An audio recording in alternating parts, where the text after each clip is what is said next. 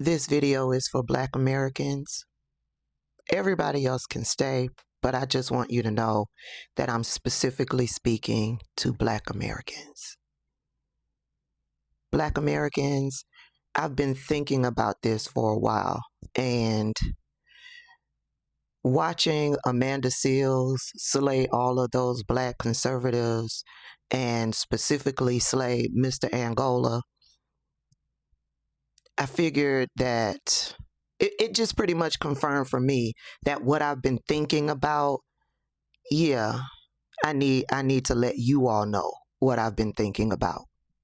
Black Americans, you know that old saying, all skin folk ain't kinfolk. Well, Black people who are born outside of America have more than proven that all skin folk ain't kinfolk. A lot of them are loud with their disrespect and their denigration of Black Americans. And it's sad, it's disheartening. They've been vile towards Black Americans out there on social media. The relentless harassment and bullying that they bestow upon Black Americans, it needs to be studied.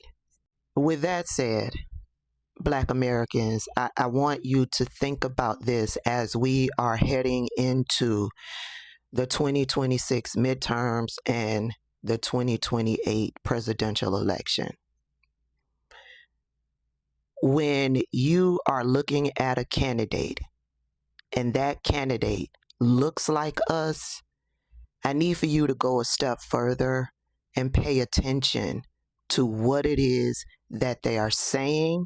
I need for you to go a step further to research that candidate, to find out what they stand for.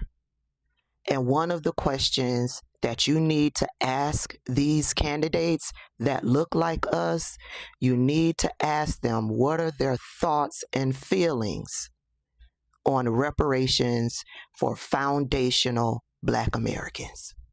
That one question will give you an answer on whether or not you should be voting for that candidate. You cannot rely on them having the same skin tone as us. Okay, Black Americans, here's an example. For years, I've been watching Byron Donalds, and I knew he wasn't a Black American. I couldn't prove it. I did a couple of researches, and I will always come back with he's African American. But I knew that man was not a foundational Black American. So I never spoke on it. And for whatever reason, I'm scrolling, and I come across this. I want to just play quickly what you said about reparations. He said at the tail end of his life, he said, with one body to get out of king. What is y'all position on reparations? I don't believe in reparations. So you don't believe in reparations? Oh, wow. Why did y'all play the rest of the clip, man? I was on fire during that one. A couple things is, all right, how many people in the United States today are actually descendants of slave owners? Forget descendants of slaves. Let's hold that to the side.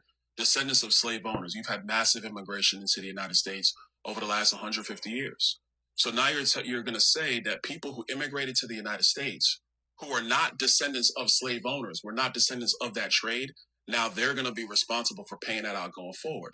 My mother's Jamaican. My father's Panamanian. You have a lot of Black people in this country who are not descendants of the American slave trade.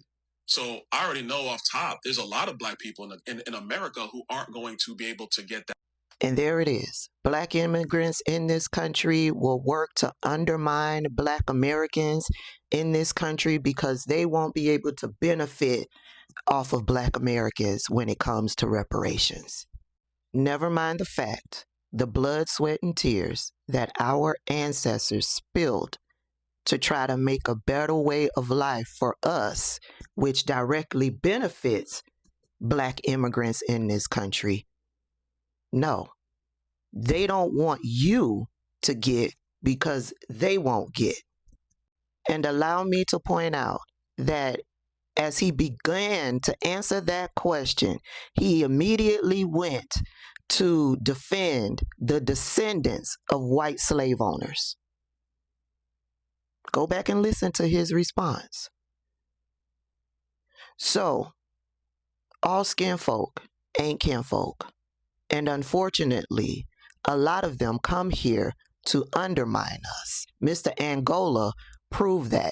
They come here and they side with white people and white supremacy. They do their damnedest to assimilate into white culture and white supremacy. So, when you see someone that looks like us that is running for office, you're going to have to ask some more questions. And one of those questions has to be, what are your thoughts on reparations?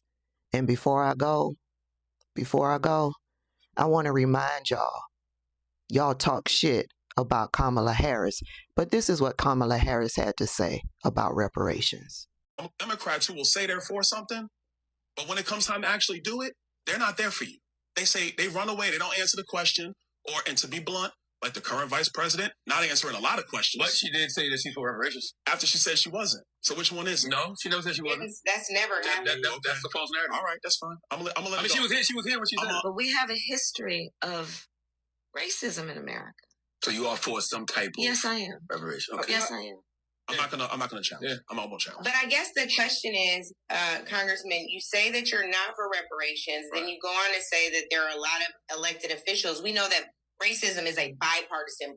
In summary, Black Americans, foundational Black Americans, American descendants of slavery, it's not enough for a politician to be Black. You got to ask the questions. And one of those questions should be, what are your thoughts on reparations?